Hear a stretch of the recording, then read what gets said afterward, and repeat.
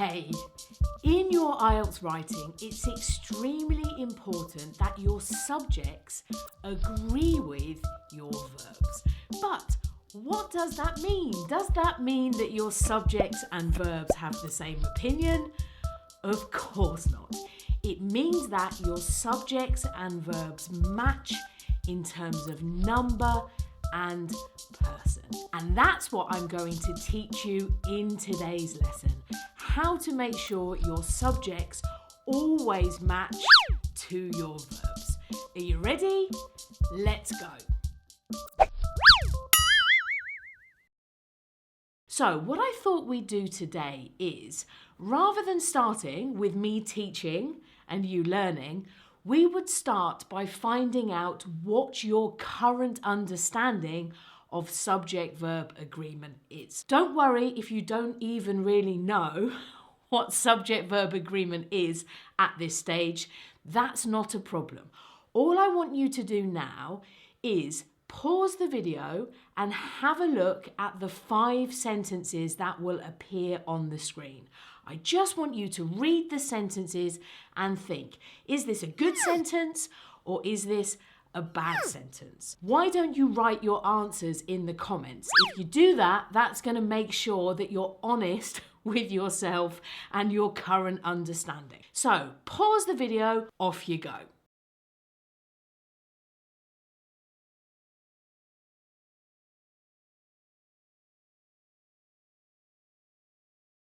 Okay, we will return to those 5 sentences later in the lesson, but to start, I want to look at a common misunderstanding. A misunderstanding that I think is probably the reason why so many good students struggle with subject-verb agreement. And to do that, we're going to have to go back pretty much to the absolute beginning of your English language journey. For the next 2 minutes, you might think, has Shelly gone crazy? Why is she teaching us these really basic things? Well, don't skip the next minute. Trust me, you might be surprised at what you learn. Let's make me smaller so that we have more space on our screen. And I just want you to tell me, what is this? What can you see? Exactly, you can see a banana. There is one banana, so we say a banana. What can you see here? Very good. You can see an apple. Again, we have one apple. This time we say an. Why? Exactly, because apple starts with a vowel. If our noun begins with an A, E, I, O, U, we say an, not a. I told you this was easy. All right, let's move to the next bit. What can you see now? Very good. You can see bananas. More than one banana. And what about the apples? Exactly. You can see apples or some apples. The important thing is that because there is now more than one banana or more than one apple, we add an S. In English, that S is telling us we have plural. We have more than one. Please don't go. Trust me. Stick with me. Now let's think about what we call in English person. So in every language, there are different subjects that show who is speaking or who we are talking about. For example, if it's me who is speaking, I would say I. And if I am part of a group, I would say we. I and we are what we call in English first person. That's because I am the person speaking. And for every person in English, we have a singular form. Here it's I, and a plural form, we. So that's our first person, singular and plural. Let's think about our second person. If I'm talking directly to one person, what word do I use now? You. And what about if I'm talking directly to a group of people? What do we use then? Yes, it's also you. In English, the second person singular and plural are the same form. You, you. Interestingly, many years ago, if you think of Shakespeare, we had a different singular form. It was thou. So if you watch any Shakespeare plays, they will often say, thou art a good friend. That thou is the old singular you, but we don't use that anymore. Okay, let's move on then to our final type of person, our third person. Now, we're not talking directly to a person, we're talking about somebody in the distance. And this time, we don't just have one third person singular, we have three. We have, for a girl, she, for a boy, he, and for objects, like my cat Muesli, it. So he, she, it is our third person singular. And to finish, what's our third person plural? What do we use when we're talking to a group of people in the distance? They. Now, here's where it gets interesting. Why are the subjects important? Well, the subjects determine the form of our verb. So if we think about the first verb we teach in English, the verb to be, we would say I am, you are, he is, she is, it is, we are, you are, they are. So as you can see here, all of the plurals are the same, are, but all of the singulars are different. Am for I, are for you, and is for he, she, it. Now, the verb to be is slightly unusual because there are three forms. Most verbs in English, in fact, all other verbs in English, only have two forms, and the one that's different is the third person singular, if we're talking in the present simple. So for example, let's take any verb, play.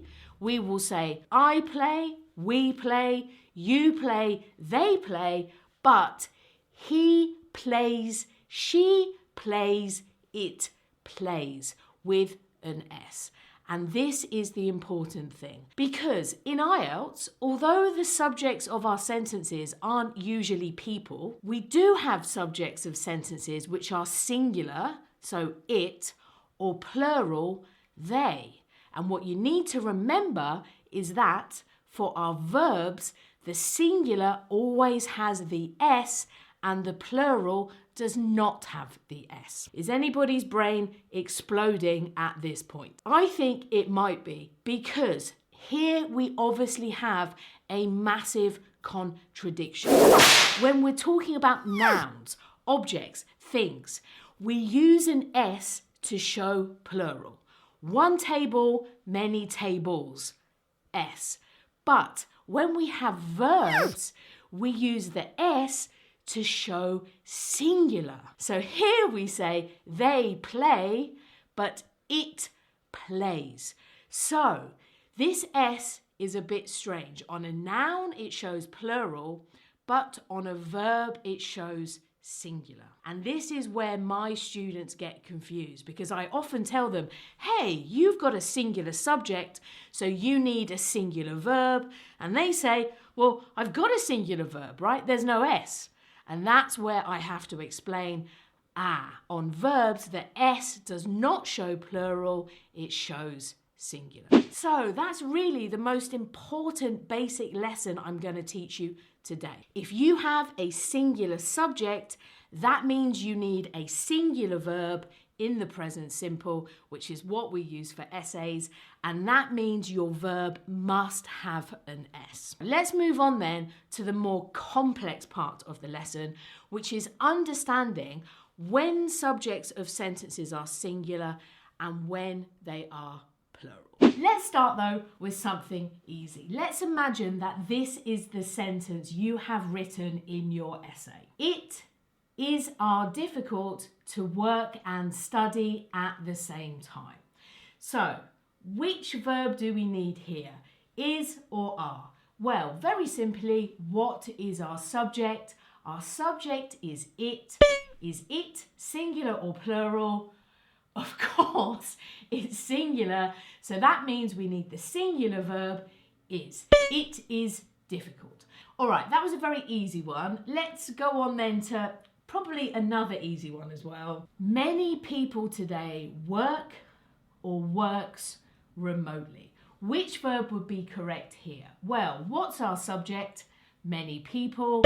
Is many people singular or plural? Yes, it's plural. Therefore, no S, many people work. Again, this should not cause you any problems. Let's go up a little bit higher then to the next level. Unemployment has or have increased considerably since the start of the pandemic. What's our subject here? Yes, it's unemployment. Is unemployment a singular subject or a plural subject? Yes, it's singular. Why is it singular? Well, it's because unemployment is an uncountable noun. And in English, anytime you have an uncountable noun as the subject of your sentence, you must have a singular verb. So if you're talking about things like obesity, pollution, happiness, anything that you can't count, that means you must have a singular verb. Unemployment has. All right then, so what about this sentence? Family and work is or are important factors in a happy life. What do we think here? What is our subject? Well, our subjects are family and work.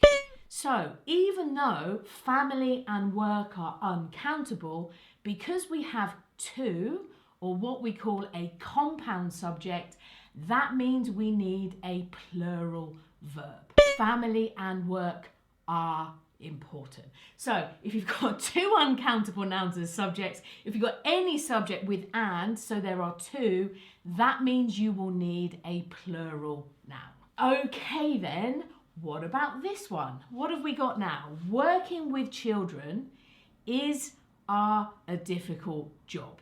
What do you think for this one? Well, what is our subject here? Is the subject children or is the subject working with children? Yes, the subject is working with children. What? This is really important because our subject working with children starts with a gerund. That's a verb plus ing. It doesn't matter what comes after the gerund. So here, it doesn't matter that we have got children after the gerund. Gerunds are singular, so that means we need a singular verb. And this is the rule that many students don't know and make mistakes with. Obviously, we could say children are difficult because children is plural, but as soon as we put a gerund before children, now our verb will be singular. Working with children is difficult.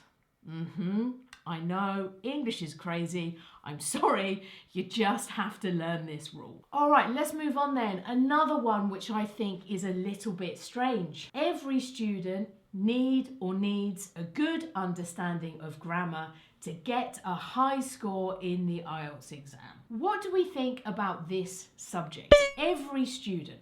Do you think every student is one or is it more than one? You could be forgiven for thinking every student means more than one, right? Because we're talking about this student and this student and this student and this student. But that's the point. Every student literally means every one student.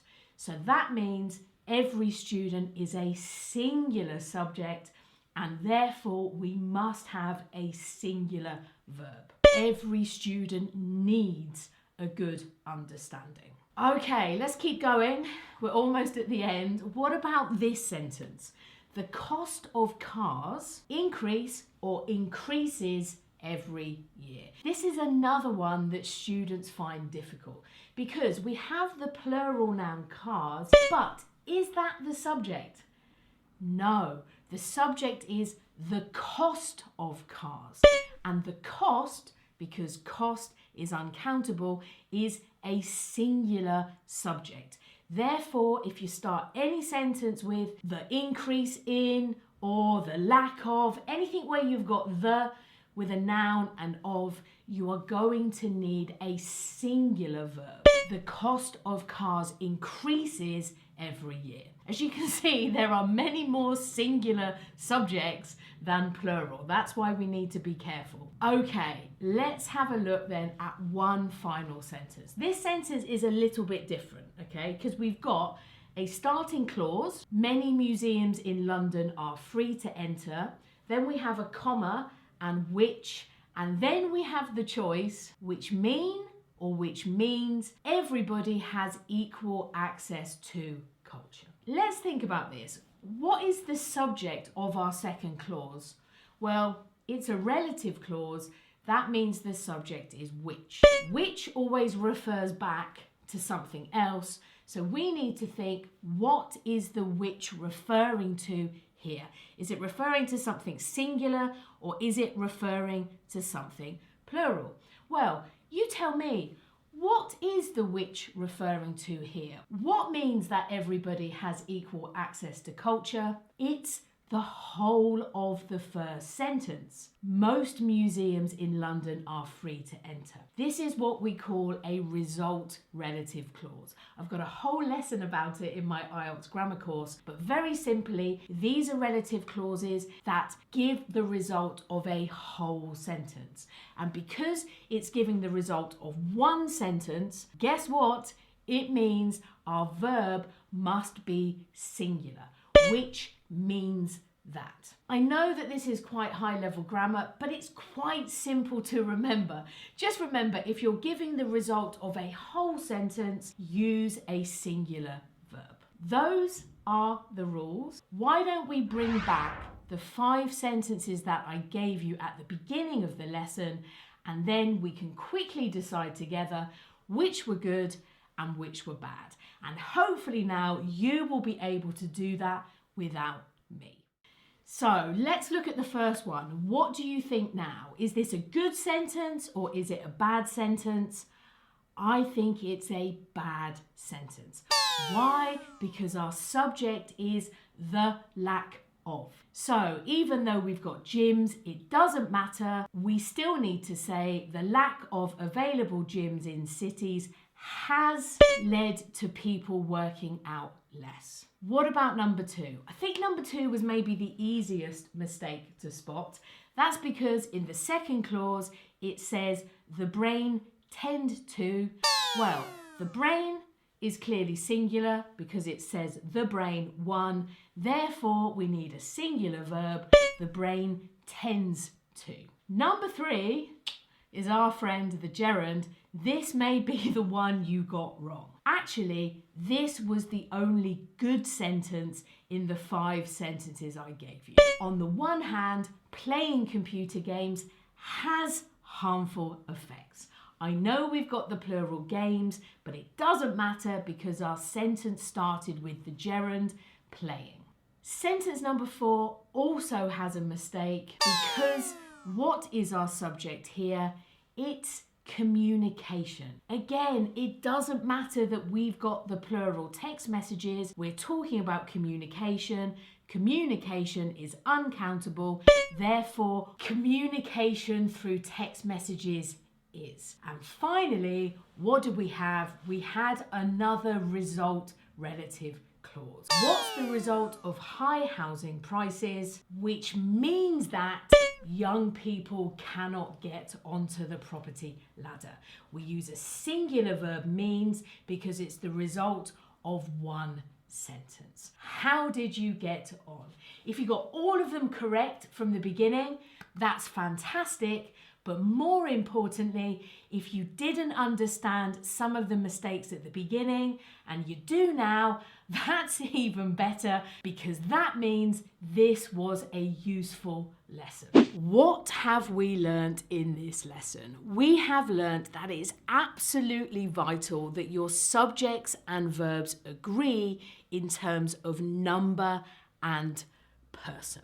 So that very simply means if you have a singular subject, you must have a singular verb, and if you have a plural subject, you must have a plural verb. And one of the basic ways that students get confused is that in English, singular verbs in the present simple have an S. And that's a bit confusing because when we're talking about nouns, it's the plural nouns that have an S, not the singular.